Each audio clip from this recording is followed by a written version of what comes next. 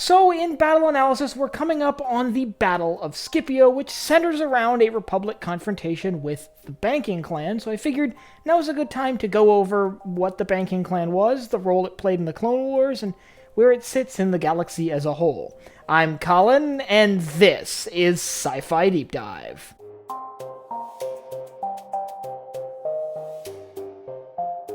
Remember, if you enjoyed this video, to head down below and hit that subscribe button. So, before we jump into the history of the banking clan, we have to talk about what the banking clan is, and it's exactly what the name sounds like. It's a cluster of banks, a group of banks working together as a single entity. This is fairly common within the Star Wars universe. We see this in a lot of major corporations. Things like the Commerce Guild and the Techno Union were sort of clusters of smaller companies sort of banding together to collectively hold more power. So the banking clan is that, but with banks. Several smaller banks, specifically 5 pretty significant banks, working together as one entity to increase their political capital. Before the outbreak of the Clone Wars, these banks handled a majority of the galaxy's banking transactions, having a network of communication stations and roving communication ships to connect these stations with one another, allowing for faster and more secure banking transactions across the galaxy. It's in these days before the war that, like the Trade Federation, they gained a lot of pull in the Outer Rim,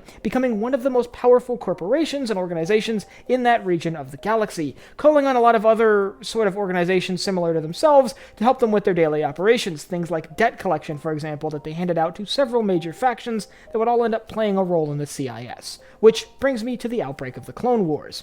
Now, this is where most people know the banking clan from. They're one of the founding sort of institutions that played a role in the creation of the Separatist military. The banking clan held a seat on the Separatist Council, and unlike a lot of other factions that held power within the Separatist Council, this was unequivocally the banking clan itself, which made no secret of the fact that its primary allegiances were to the CIS. Leadership of the banking clan was working very closely with other Separatist leaders for the purpose of maintaining the CIS, both financially and militarily.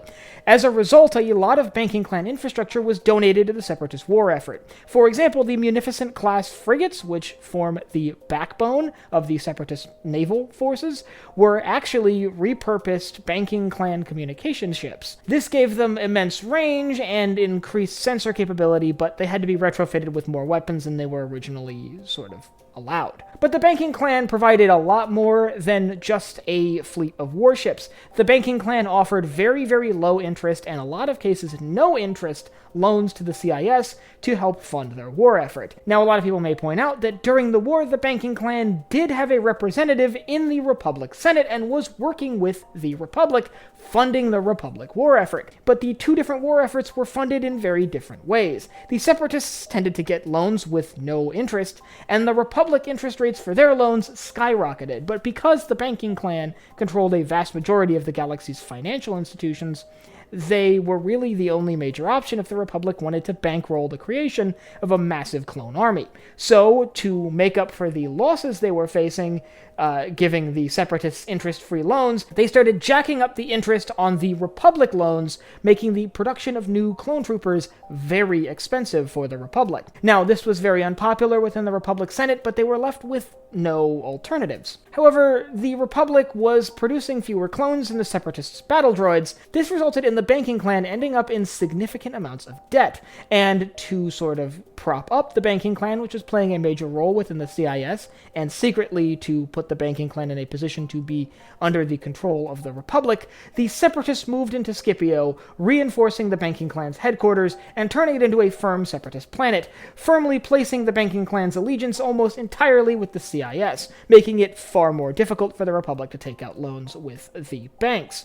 Now, this proved economically devastating to the Republic's war effort, and a change had to be made. The resulting invasion of Scipio would become the Battle of Scipio, which would ultimately see the banks handed over to the Republic for temporary control until the end of the war. Now, unlike a lot of other separatist organizations and companies that sided with the CIS during the conflict, the banking clan actually does have a history following the end of the war, continuing to operate all the way into the reign of the Empire and beyond. However, their operational reach was far smaller, with many larger financial institutions being nationalized by the Galactic Empire. And ultimately, during the reign of the Empire, the banking clan would be more known for their squabbles with other corporations and their constant trade wars with the Hutts than any large, sweeping galactic political stance like they held during the Clone Wars. Overall, the banking clan played a really major role in the Clone Wars, funding both sides and having huge political impact on the CIS in particular.